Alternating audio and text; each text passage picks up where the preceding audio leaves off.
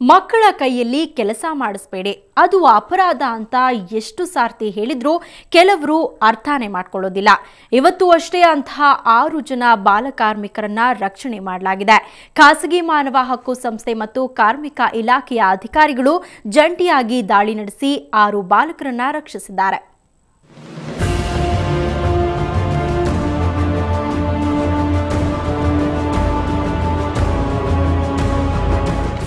ಇವರೆಲ್ಲ ಇನ್ನೂ ಶಾಲೆಯಲ್ಲಿ ಓದ್ತಿರೋ ಬಾಲಕರು.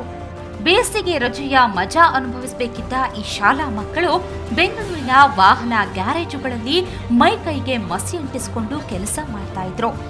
ಇವರಲ್ಲಿ ಕೆಲವರಿಗೆ ಇನ್ನೂ 10 ವರ್ಷವೂ ದಾಟಿಲ್ಲ.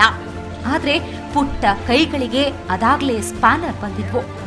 ವಿಷಯ ತಿಳಿದ ಮಾನವ ಹಕ್ಕು ಸಂಸ್ಥೆ ಮತ್ತು ಕಾರ್ಮಿಕ ಇಲಾಖೆ ಅಧಿಕಾರಿಗಳು ಬೆಂಗಳೂರಿನ ಸುಂಕದಕಟ್ಟೆಯ ಗ್ಯಾರೇಜ್ಗಳಿಗೆ ದಾಳಿ ಇಟ್ರು. 6 ಜನ ಮಕ್ಕಳನ್ನ ರಕ್ಷಿಸಿದ್ರು. ಪ್ರತಿನಿತ್ಯನೂ ಕೂಡ ನನಗೆ ಕಂಪ್ಲೇಂಟ್ ಬರ್ತಲೇ ಇತ್ತು.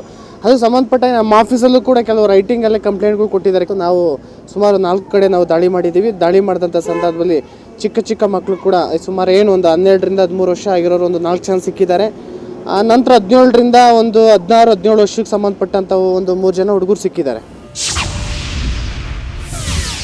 ಸುಂಕದಕಟ್ಟೆಯ ಪ್ಲಾನೆಟ್ ಹೋಂಡಾ ಸಿಟಿಯಲ್ಲಿ ನವೀನ್ ಎನ್ನುವ ಒಬ್ಬ ಬಾಲಕ, ಪಂಚಲಿಂಗೇಶ್ವರ ಗ್ಯಾರೇಜ್ನಲ್ಲಿ ನಿತಿನ್ ಎಂಬ ಹುಡುಗ, ಬಾಲಾಜಿ ಇಂಜಿನಿಯರಿಂಗ್ ವರ್ಕ್ಸ್ನಲ್ಲಿ ದುಡಿಯುತ್ತಿದ್ದ ಸಂತೋಷ್, ದೇವ್ ಮತ್ತು ಮೋಹನ್ ಎಂಬ 3 ಬಾಲಕಾರ್ಮಿಕರು ಹಾಗೂ ಎಲ್ಆರ್ ಬೈಂಡಿಂಗ್ ಕಂಪನಿಯಲ್ಲಿ ಕೆಲಸಕ್ಕಿದ್ದ ರಂಗನಾಥ್ ಎಂಬ ಒಬ್ಬ ಬಾಲಕ ಸೇರಿ 6 ಜನರನ್ನ ರಕ್ಷಿಸಲಾಯಿತು.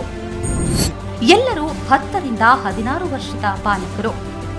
ಸುಂಕದಕಟ್ಟೆ ಪ್ರದೇಶದಲ್ಲಿ ಸುಮಾರು ಬಾಲಕಾರ್ಮಿಕರಿದ್ದಾರೆ ಅಂತ ಬಂದಿತ್ತು. ಅದರ ಪ್ರಕಾರ ಈಗ ಒಂದು ಹೀರೋ ಹೋಂಡಾ ಶೋರೂಮ್ನಲ್ಲಿ ಒಂದು ಕಡೆಗೆ ದಾಳಿ ಮಾಡಿದ್ವಿ. ನಂತರ ಈ ಪಂಚಲಿಂಗೇಶ್ವರ ಆಟೋ ವರ್ಕ್ಸ್ ಅಂತ ಸಂಸ್ಥೆಯಲ್ಲಿ ಬಂದ್ವಿ. ಈ ಸಂಸ್ಥೆಯಲ್ಲಿ ಮಂಡ್ಯದಿಂದ ಬಂದಂಥ ಒಬ್ಬ ಚಿಕ್ಕ ಹುಡುಗ ಸಿಕ್ಕಿದ್ದಾನೆ. ಅವನು ಬಾಲಕಾರ್ಮಿಕ. ಈ ಮಾಲೀಕರ ವಿರುದ್ಧ ಕ್ರಮವನ್ನು ನಾವು ಕೈಗೊಳ್ತಾ ಇದ್ದೀವಿ. ಶಾಲೆಗಳಿಗೆ ಬೇಸಿಗೆ ರಜೆ ಬಂತಂದ್ರೆ ಸಾಕು, ಎಲ್ಲಾ ಮಕ್ಕಳು ಅಜ್ಜಿ ಮನೆಗೋ ಪ್ರವಾಸಕ್ಕೋ ಹೋಗಿ ಎಂಜಾಯ್ ಮಾಡ್ತಾರೆ. ಆದ್ರೆ ಕೆಲವು ದೌರ್ಭಾಗ್ಯವಂತ ಮಕ್ಕಳು ಮನೆಯಲ್ಲಿನ ಬಡತನದಿಂದಾಗಿ ಬಾಲಕಾರ್ಮಿಕರಾಗಿ ದುಡಿತಿರೋದು ವ್ಯವಸ್ಥೆಯ ವೈರುಧ್ಯ. ರವಿಕುಮಾರ್, ಕ್ರೈಮ್ ಬ್ಯೂರೋ, ಸುವರ್ಣ ನ್ಯೂಸ್ 24/7 ಬೆಂಗಳೂರು. ಚಿನ್ನದಂಗಡಿಗೆ ಬಂದು ಮಾಲೀಕನ ಗಮನ ಬೇರೆಡೆಗೆ ಸೆಳೆದ ಕಳ್ಳರು ನೋಡ್ತಾನೆ 150 ಗ್ರಾಂ ಚಿನ್ನಾಭರಣ ಎಗರಿಸಿ ಪರಾರಿಯಾಗಿದ್ದಾರೆ. ಬೆಂಗಳೂರಿನ ಬಸವೇಶ್ವರ ನಗರದಲ್ಲಿರೋ ಲಬ್ಬಿ ಜುವೆಲರ್ಸ್ಗೆ ಬಂದ ಕಳ್ಳರು ಮಠ ಮಧ್ಯಾಹ್ನದ ಹೊತ್ತಿನಲ್ಲೇ ಚಿನ್ನ ಕದ್ದು ಹೋಗಿದ್ದಾರೆ. ಗ್ರಾಹಕರಿಗೆ ತೋರ್ಸೋಕೆ ಅಂತ ಇಟ್ಕೊಂಡಿದ್ದ ಒಡವೆ ಬಾಕ್ಸ್ ಅನ್ನ ಕಳ್ಳ ತೆಗೆದು ಟೇಬಲ್ ಮೇಲಿರ್ತಾನೆ. ಅವನ ಜೊತೆಗಿದ್ದ ಕಳ್ಳಿ ಅದನ್ನ ತೆಗೆದು ಸೀರೆಯಲ್ಲಿ ಅಡಗಿಸಿಕೊಳ್ತಾಳೆ. ಇದು ಸಿಸಿಟಿವಿಯಲ್ಲಿ ಸೆರೆಯಾಗಿದೆ. ಸುಮಾರು 4.5 ಲಕ್ಷ ಮೌಲ್ಯದ ಚಿನ್ನಾಭರಣ ದೋಚದವರನ್ನ ಹುಡುಕ್ತಾ ಇದ್ದಾರೆ.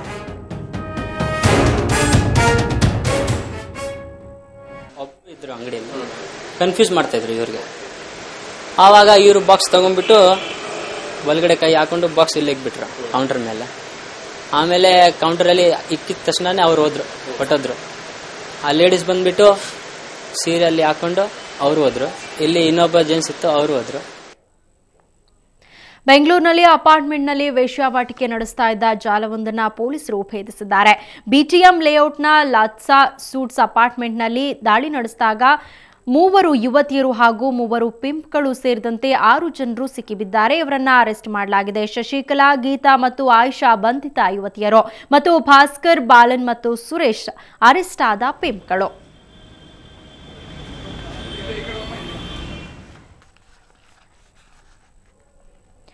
2 ಅನಾಥ ಶವಗಳ ಬೆನ್ನತ್ತಿ ಹೋದ್ರೆ ಬಯಲಾಗಿದ್ದು ಒಂದು ವಿಚಿತ್ರ ಲವ್ ಸ್ಟೋರಿ.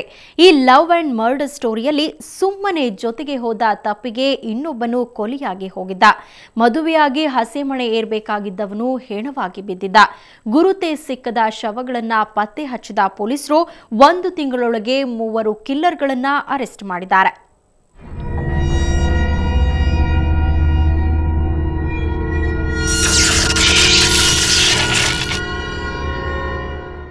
ಇವರ ಹೆಸರು ಸಂತೋಷ್ ಸಿಂಗ್ ಮತ್ತು ಬಸಂತ್ ಲಾಲ್.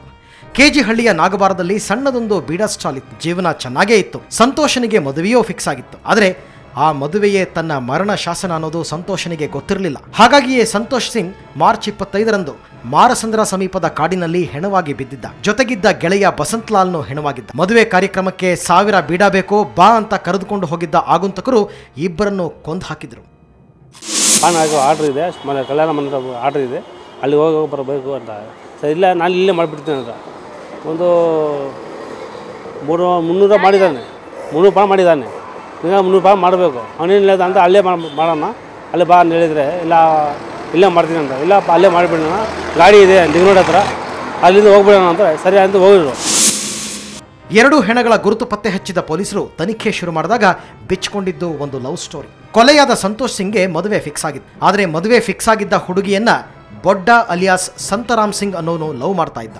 ಮದುವೆಗೆ ಒತ್ತಾಯ ಮಾಡ್ತಾ ಇದ್ದ ಬೊಡ್ಡ ನಿನ್ನನ್ನ ಯಾರೇ ಮದುವೆ ಆದರೂ ಕೊಲೆ ಮಾಡ್ತೀನಿ ಅಂತ ಬೆದರಿಸ್ತಾ ಇದ್ದ. ಅದೇ ಹೊತ್ತಿನಲ್ಲಿ ಸಂತೋಷ್ ಜೊತೆ ಮದುವೆ ಫಿಕ್ಸ್ ಆಯಿತು. ಬೊಡ್ಡ ಹೇಳಿದಂತೆಯೇ ಸಾದಿಕ್, ಅಮ್ಜದ್ ಮತ್ತು ಜಗದೀಶ್ ಸಿಂಗ್ ಅನ್ನೋರಿಗೆ 3 ಲಕ್ಷಕ್ಕೆ ಸುಪಾರಿ ಕೊಟ್ಬಿಟ್ಟ. ಆಮೇಲೆ ಅವನು ಯಾರು ಆ ಹುಡುಗಿನ ಮದುವೆ ಆಗ್ತಾನೆ ಅವನು ಫಿನಿಷ್ ಮಾಡ್ತೀನಿ ಅಂತ ಹೇಳಿರ್ತಾನೆ. ಈಗ ಸಂತೋಷನ ಜೊತೆ ಯಾವಾಗ ಮದುವೆ ಫಿಕ್ಸ್ ಆಯಿತೋ ಅವ್ನು ಸಂತೋಷನ ಫಿಕ್ಸ್ ಮಾಡೋಣ ಅಂತ ಹೇಳಿಬಿಟ್ಟು ಮುಗಿಸೋಣ ಅಂಥೇಳಿ ಅವನು ಒಬ್ಬನಿಗೆ ಸುಪಾರಿ ಕೊಡ್ತಾನೆ, ಅಮ್ಜಾದ್ ಅನ್ನೋನು. ಅಮ್ಜಾದು ಅವನು ಅಲಿಯಾಸ್ ಅಂಗದ್ ಅಂತ, ಇವನು ಆ ಕಡೆ ಉತ್ತರ ಪ್ರದೇಶ ಕಡೆವೇ. ಇದು ಆ ಮರ್ಡರ್ ಸ್ಟೋರಿ. ಈಗ ಆ 3 ಆರೋಪಿಗಳು ಸಿಕ್ಕಿಬಿದ್ದಿದ್ದಾರೆ. ಸುಪಾರಿ ಕೊಟ್ಟ ಬೊಡ್ಡ ಅಲಿಯಾಸ್ ಸಂತಾರಾಮ್ ಸಿಂಗ್ ನಾಪತ್ತೆಯಾಗಿದ್ದಾನೆ. ಆದರೆ ಮದುವೆಯ ಕನಸು ಕಾಣ್ತಾ ಇದ್ದವನಿಗೆ ಮದುವೆಯೇ ಕೊಲೆಗೆ ಕಾರಣವಾಗಿದ್ದು ದುರಂತ. ನಾಗೇಂದ್ರ ಬಾಬು, ಕ್ರೈಮ್ ಬ್ಯೂರೋ, ಸುವರ್ಣ ನ್ಯೂಸ್ 24/7 ಬೆಂಗಳೂರು. ಬೆಂಗಳೂರಿನಲ್ಲಿ ಪ್ರತಿ ಬೇಸಿಗೆಯಲ್ಲೂ ಕುಡಿಯೋ ನೀರಿಗೆ ತತ್ವಾರ ಕಾಣಿಸ್ಕೊಳ್ಳೋದು ಸಾಮಾನ್ಯ.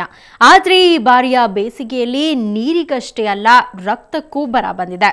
ಹೌದು, ಬೆಂಗಳೂರಿನಲ್ಲಿ ಕಳೆದ 1 ತಿಂಗಳಿನಿಂದ ರಕ್ತದ ತೀವ್ರ ಕೊರತೆ ಇದೆ. ಬ್ಲಡ್ ಬ್ಯಾಂಕ್ಗಳು ಮತ್ತು ಆಸ್ಪತ್ರೆಗಳು ಅಗತ್ಯ ರಕ್ತದ ಸಂಗ್ರಹಣೆ ಇಲ್ಲದೆ ಖಾಲಿ ಹೊಡಿತಾ ಇವೆ.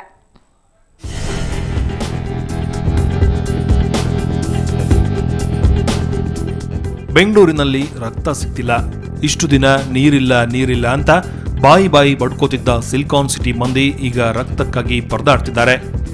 ನಗರದ ಬ್ಲಡ್ ಬ್ಯಾಂಕ್ಗಳು ಮತ್ತು ಆಸ್ಪತ್ರೆಗಳು ಅಗತ್ಯ ರಕ್ತದ ಸಂಗ್ರಹಣೆ ಇಲ್ಲದೆ ಖಾಲಿ ಹೊಡಿತಿವೆ. A+, B+, AB+, O negative ರಕ್ತದ ಗುಂಪುಗಳು ಸೇರಿದಂತೆ ಪ್ಲೇಟ್ಲೆಟ್ಸ್ಗಳಿಗೂ ತೀವ್ರ ಬೇಡಿಕೆ ಸೃಷ್ಟಿಯಾಗಿದೆ. ರೋಗಿಗಳ ಸಂಬಂಧಿಕರು ರಕ್ತಕ್ಕಾಗಿ ಪರದಾಡ್ತಿದ್ದಾರೆ.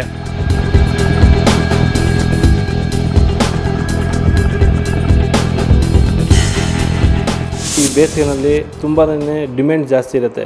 ಏನಕ್ಕೆ ಈ ಬೇಸಿಗೆ ಆಗಿರೋದ್ರಿಂದ ಎಲ್ಲರೂ ಬ್ಲಡ್ ಡೋನರ್ಸ್ ಇರ್ತಾರಲ್ವ, ಬ್ಲಡ್ ಕೊಡೋಕ್ಕೆ ಹಿಂದೆ ಮುಂದೆ ನೋಡ್ತಾರೆ. ಏನಪ್ಪ ಇಷ್ಟು ಬಿಸಿಲಿನಲ್ಲಿ ನಾವೇನೇನು ಕೊಟ್ಟರೆ ನಮಗೇನಾದರೂ ತೊಂದರೆ ಆಗ್ಬೋದು ಅನ್ನೋ ಉದ್ದೇಶದಿಂದ ಬ್ಲಡ್ ಡೊನೇಷನ್ಸ್ ಎಲ್ಲನೂ ಮಾಡೋಕ್ಕೆ ಹಿಂದೆ ಮುಂದೆ ತುಳಿತಾರೆ. ನನಗೆ B ನೆಗೆಟಿವ್ ಬ್ಲಡ್ ಬೇಕು. ಸುಮಾರು ಕೋಲಾರ, ಚಿಕ್ಕಬಳ್ಳಾಪುರ ಎಲ್ಲ ಕಡೆ ಪ್ರಯತ್ನ ಮಾಡಿದ್ವಿ, ಸಿಗಲಿಲ್ಲ. ನಮ್ಮ ಡಾಕ್ಟರ್ ಕಡೆಯಿಂದ ಇಲ್ಲಿ ನಿಮ್ಮ ಒಂದು ಇದಕ್ಕೆ ನಾವು ವಿಷಯ ತಿಳಿಸಿದ್ವಿ. ಅಲ್ಲೂ ಇದೇ, ಈಗ ನಮ್ಗೆ ಯಾರನ್ನ ರಿಪ್ಲೇಸ್ಮೆಂಟ್ ಕೊಟ್ಟರೆ ಮಾತ್ರ ಕೊಡ್ತೀವಿ, ಇಲ್ಲಿದ್ರೆ ಕೊಡಲ್ಲ ಅಂತಂದರು. ಇದಕ್ಕೆ ಕಾರಣ ದಾನಿಗಳು ರಕ್ತದಾನ ಮಾಡಲು ಮುಂದೆ ಬರ್ತಿಲ್ಲ. ಬೇಸಿಗೆಯ ಸಾಂಕ್ರಾಮಿಕ ರೋಗಗಳ ಭಯ, ರಕ್ತದಾನದ ಮಹತ್ವದ ಅರಿವಿಲ್ಲದೆ ಅಥವಾ ಆಸಕ್ತಿ, ಸಮಯ ಇಲ್ಲದೆ ದಾನಿಗಳು ರಕ್ತ ಕೊಡ್ತಿಲ್ಲ. ರಕ್ತದಾನ ಶಿಬಿರಗಳಿಂದಲೂ ನಿರೀಕ್ಷಿತ ರಕ್ತ ಸಂಗ್ರಹಣೆ ಆಗ್ತಿಲ್ಲ. ಹೀಗಾಗಿ ರೋಗಿಗಳಿಗೆ ಅಗತ್ಯವಾಗಿ ಬೇಕಿರೋ ರಕ್ತ ಸಿಗದೆ ಪರದಾಡುವಂತಾಗಿದೆ. ಬ್ಲಡ್ ಶಾರ್ಟೇಜ್ ಇರೋದ್ರಿಂದ ಎಲ್ಲ ಕಾಲ್ಸ್ ಫ್ರಮ್ ಎಲ್ಲಿಂದ ಅಂದರೆ ಚಿಂತಾಮಣಿ ಮತ್ತು ಕೋಲಾರ, ಮಾಲೂರು ದೂರದಿಂದ ಬರ್ತಾಯಿದೆ. ನಾವು ಅದನ್ನು ಮೇಂಟೈನ್ ಮಾಡೋಕ್ಕೆ ತುಂಬ ಕಷ್ಟ ಆಗುತ್ತೆ. ವಾಪಸ್ ಕಳ್ಸೋಕ್ಕೆ ನಮಗೆ ಆಗ್ತಾಯಿಲ್ಲ. ಎಮರ್ಜೆನ್ಸಿ ಅಂತ ಬರ್ತಾರೆ. ನಾನು ನೆಸೆಸಿಟಿಯಲ್ಲಿ ಕೊಟ್ಟಿದ್ದೀನಿ ಸರ್, ಕ್ಯಾಂಪಲ್ಲೇ ಕೊಟ್ಟಿಲ್ಲ ಸರ್. ಬಟ್ ನನಗೆ ಟೈಮ್ ಸಿಗಲ್ಲಲ್ವ ಸರ್, ಅದಕ್ಕೋಸ್ಕರ ಈಗ ಸಮೇತ ನನಗೆ ಟೈಮ್ ಸಿಗಲಿಲ್ಲ. ಹೇಳಿದ್ದಕ್ಕೋಸ್ಕರ ಬಂದು ಹಿಂಗೆ. ಸದ್ಯ ದಿನವೊಂದಕ್ಕೆ 600ರಿಂದ 700 ಬಾಟ್ಲಿಯಷ್ಟು ರಕ್ತ ನಗರಕ್ಕೆ ಬೇಕು. ಆದರೆ ಈಗ ಸಿಗ್ತಿರೋದು ಕೇವಲ 300ರಿಂದ 400 ಬಾಟ್ಲಿ ಮಾತ್ರ. ಮೊದಲೆಲ್ಲ ನಿತ್ಯ 25ರಿಂದ 50 ಮಂದಿಗೆ ರಕ್ತ ಪೂರೈಸ್ತಾ ಇದ್ದ ಬ್ಲಡ್ ಬ್ಯಾಂಕ್ಗಳು ಈಗ 5-6 ಮಂದಿಗೂ ರಕ್ತ ಪೂರೈಸಲಾಗದ ಸ್ಥಿತಿ ಸೃಷ್ಟಿಯಾಗಿದೆ. ಈ ಪರಿಸ್ಥಿತಿ ಇನ್ನೂ 2 ತಿಂಗಳು ಹಾಗೆಯೇ ಮುಂದುವರೆಯಲಿದ್ದು ರೋಗಿಗಳು ಕಂಗಾಲಾಗಿದ್ದಾರೆ. ಮಸೂದ್, ಸುವರ್ಣ ನ್ಯೂಸ್ 24/7 ಬೆಂಗಳೂರು. ಈಗ ಒಂದು ಬ್ರೇಕ್ನ ನಂತರ ಬೆಂಗಳೂರು ಫಸ್ಟ್ ಮತ್ತೆ ಮುಂದುವರಿಯುತ್ತೆ.